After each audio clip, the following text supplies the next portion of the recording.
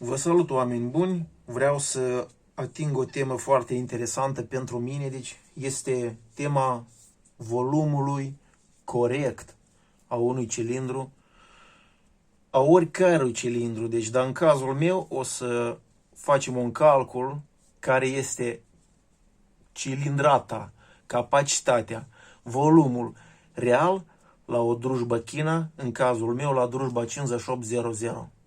Deci, tot ce scrie pe drujbă, 58 sau 62 sau parametrii care îi sunt indicați în China, deci sunt într-o măsură oarecare diversi de realitate. Deci, ca să concretizez, vreau să aduc la cunoștință, poate cine nu cunoaște, este o formulă, deci volumul este egal cu indicele pi, avem raza la pătrat înmulțit la înălțime. H. Deci aici e H. Așa, H. Despre ce merge vorba? Deci, clar că merge vorba despre volum. Despre volumul, în cazul nostru, o să fie un cilindru. Deci, de la școală, cine cunoaște, cine nu cunoaște, deci pi este la noi indicele egal cu 3,14. Raza este o jumătate din diametrul unui cilindru.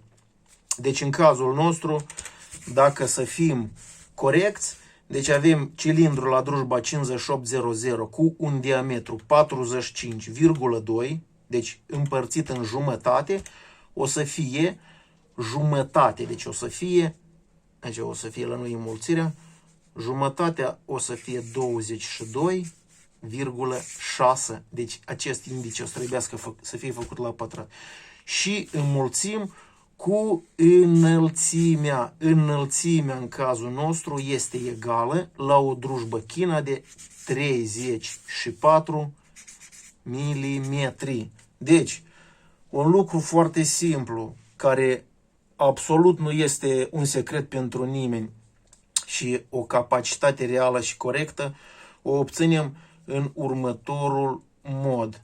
Deci, despre ce este vorba? Eu am făcut măsurări înălțimea, deci cel mai important lucru. Diametrul îl cunosc toți, deci un cilindru normal îl cunoaște toată lumea la 45, la 52, la 58 cât este.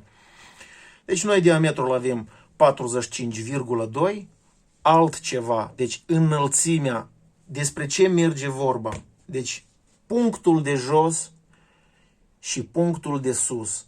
Cât merge pistonul de sus până jos. Deci, corect, capacitatea unui cilindru este exact aceasta. De la punctul de jos până unde coboară pistonul și până în punctul de sus unde se ridică pistonul. La o drujbă de 5800, cine nu cunoaște sau are nevoie, deci este acest mers de jos până în sus, 34 de milimetri. Deci, ce avem să facem noi? Un lucru foarte simplu. Avem așa, începem de la rază, fiindcă o facem la pătrat și după asta o să obținem indicele corect. Deci, 22,6 înmulțim la 22,6, obținem indicele 500, deci 510,76.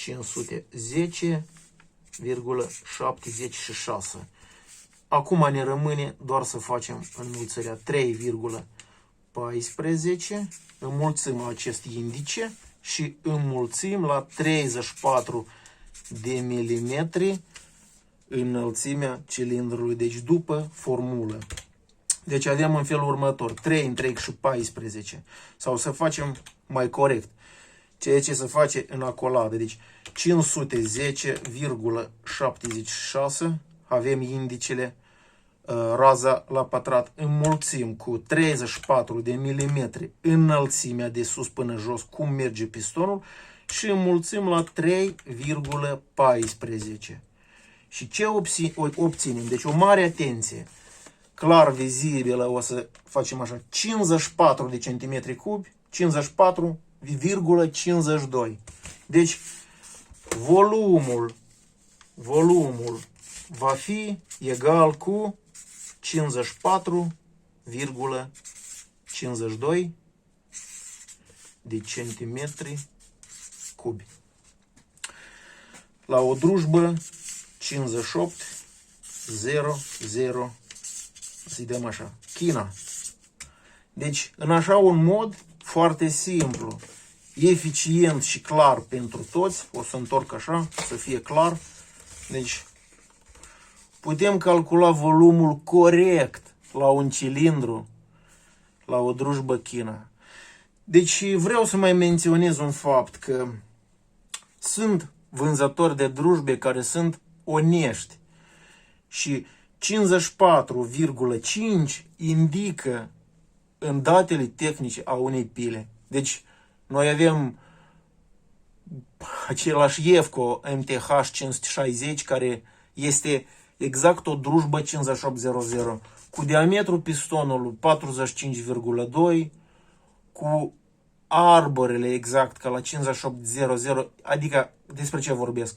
Toate piesele de la un Ievco MTH 560, unde este indicat acest volum, deci sunt absolut compatibile cu o drujbă China normală de 5800. Deci în așa o modalitate se poate calcula corect, știind careva parametrii a unei drujbe, volumul care este în realitate la o drujbă China. Mai vreau să menționez faptul că la o drujbă de 5800, 52 sau 54, mersul, deci acest H, înălțimea cilindrului este diferită, fiindcă arborele este unde mai scurt, deci merge în descreștere, din cunoștințele mele. Deci la 5200 merge într-o descreștere mai mică de la 34. Nu mi-amintesc acum cum și nici nu am sub mână ca să pot face o măsurare corectă.